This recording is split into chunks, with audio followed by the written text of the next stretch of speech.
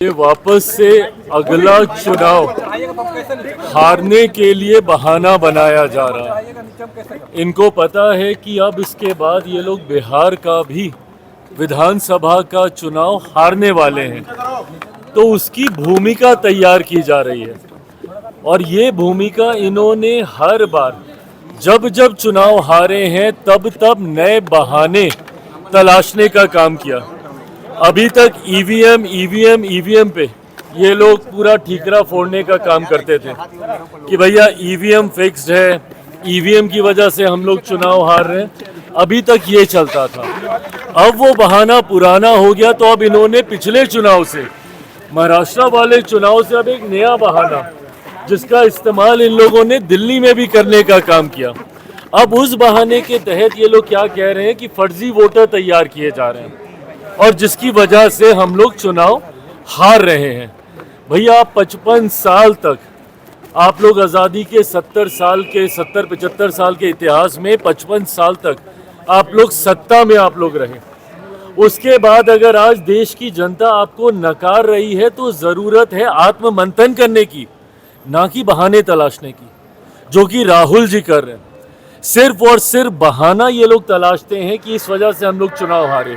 अब ये मान के चलिए कि इन्होंने बिहार विधानसभा चुनाव में भी अपनी हार स्वीकार कर ली है, और आज जिस तरीके से एक अखबार में बड़ा सा अपना आर्टिकल छपवा कर इन्होंने उसके लिए एक नया बहाना तैयार कर लिया है।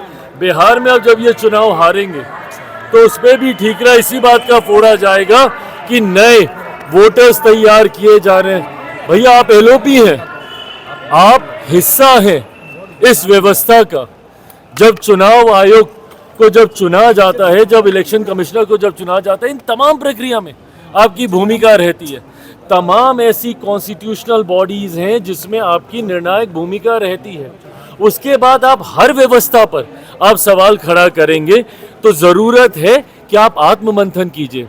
क्यों जनता आपको नकार रही है, इसके लिए सोचिए, ना कि बहाने कैसे तलाश किए जाएं उसकी चिंता करें। आरक्षण को लेकर भी कहा है चिराग जी कि आरक्षण का जो सीमा है 50% उसको बढ़ा दिया जाएगा जब हमारी सरकार आएगी तो, और जिसको जितनी जरूरत होगी उतनी आरक्षण दी जाएगी। बहुत अच्छी बात है भैया, बिल्कुल करें। पर इससे पहले किसकी सरकारें थी? आप ही की थी ना। एक पार्टी तो छोड़ दीजिए, एक परिवार से 3 प्रधानमंत्री थे, आपके परिवार के थे।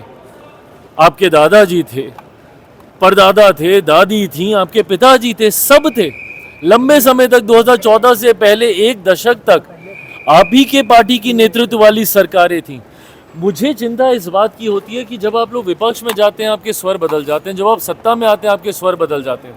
आज जितनी चिंताएं हैं व्यवस्था को लेकर, सबसे पहली बार सीबीआई किसी सरकार का तोता है, ये किस सरकार में कहा गया था? किसकी सरकार थी उस वक्त? आज जब आप कॉन्स्टिट्यूशनल बॉडीज के ऊपर जब आप सवाल उठाते हैं तो ये किसकी सरकार में कहा गया था कि भैया सीबीआई सरकार का तोता है? आप ही की सरकार में, यूपीए गवर्नमेंट थी उस वक्त, उसी वक्त कहा गया था कि भाई ये सरकार का तोता है। तो जब आप विपक्ष में चले जाते हैं आपको चिंता होने लगती है। उस वक्त आपको जातीय आधारित जनगणना की भी चिंता आएगी। उस वक्त आपको ये भी याद आएगा कि भैया कैसे आरक्षण के दायरे को बढ़ाया जाए। उस वक्त बिहार में कैसे हम लोग विशेष राज्य का दर्जा दे दें, ये भी अब आपको याद आएगा। तो जब 10 साल तक आपकी सरकार थी उस वक्त क्यों नहीं आपने तमाम व्यवस्थाएं बना ली? आज सिर्फ और सिर्फ ये चुनावी झुंझुना लोगों को दिखाने से नहीं होने वाला। लोग आपकी हकीकत जान गए और इसीलिए कारण लोकसभा का चुनाव तो आप हार ही रहे हैं। एक के बाद एक अलग अलग राज्यों का चुनाव भी आप हार रहे हैं, और आने वाले दिनों में बिहार भी आप हारेंगे, बंगाल भी आप हारेंगे, असम भी आप हारेंगे। आप कह रहे हैं सरेंडर प्रधानमंत्री, राहुल गांधी कह रहे हैं कि सरेंडर प्रधानमंत्री, हर बात पे सरेंडर कर देते हैं। जाति जनगणना पे सरेंडर कर दिए, सीज फायर पे सरेंडर कर दिए। किस बात की मतलब ये बहस है? देश के प्रधानमंत्री हैं वो, ऐसे में इस तरीके से उनके ऊपर निजी टिप्पणी करना, मैं कतई इसका पक्षधर नहीं रहा हूं। आप नीतिगत विषय उठाइए ना, बोलिए जो आपको कहना है, बट इस तरीके से प्रधानमंत्री जी के नाम से एक तुकबंदी बनाते हुए, ये छोटी राजनीति है, इन सारी चीजों में नहीं पड़ना चाहिए। सवाल खड़ा कर रहे हैं आपराधिक घटना को लेकर, लगातार कह रहे हैं कि हर दिन रेप और बलात्कार और देखिए बढ़ती आपराधिक घटनाएं, क्राइम कैपिटल ऑफ इंडिया का टाइटल देके गए हैं बढ़ती आपराधिक घटनाएं हम लोगों के लिए भी चिंता का विषय है। मैंने भी बिहार सरकार से, मुख्यमंत्री जी से इन तमाम विषयों को लेकर चिंता साझा करने का काम किया। संतोष इस बात का है कि जो अपराधी हैं पूरी तत्परता के साथ उनकी धरपकड़ कैसे हो, इस पर भी प्रशासन मुस्तैदी से कार्य कर रहा है। पर इन आपराधिक घटनाओं को नियंत्रित करने की जिम्मेदारी भी बिहार सरकार की है। ऐसे में जब विपक्ष सवाल उठाता है तो मैं उम्मीद उनसे ये करता हूँ कि अगर बिहारियों के ऊपर अपराध होता है तो ये चिंता इस व्यवस्था से जुड़े हर व्यक्ति की होनी चाहिए, सत्ता पक्ष हो विपक्ष हो। कैसे हम लोग इसको नियंत्रित करें, मिलकर हम लोग को कार्य करने की ज़रूरत है। सरकार और प्रशासन, इस बात का मैं विश्वास ज़रूर दिलाऊंगा। देखिए, बिहार सरकार का मैं हिस्सा नहीं हूँ, मेरा कोई विधायक नहीं है जो कि नीति पॉलिसी मेकिंग प्रणाली का हिस्सा हो, बट हाँ, बिहार सरकार का हम लोग समर्थन ज़रूर करते हैं। ऐसे में अगर ऐसी घटनाएं घटती हैं तो ये हमारे लिए भी उतनी बड़ी चिंता। आज मैं मुजफ्फरपुर भी जा रहा हूँ, जहाँ पे 2 ऐसी घटनाएं हुई हैं। मैं दोनों परिवारों से वहाँ पर जाकर मिलूँगा और आने वाले दिनों में कैसे इसको और मजबूत करके इसको नियंत्रित किया जा सके, राज्य सरकार से भी इस विषय पर हम लोग चर्चा करेंगे। चुनाव लड़ने की बात कही जा रही है, चुनाव लड़ने की बात हो रही है,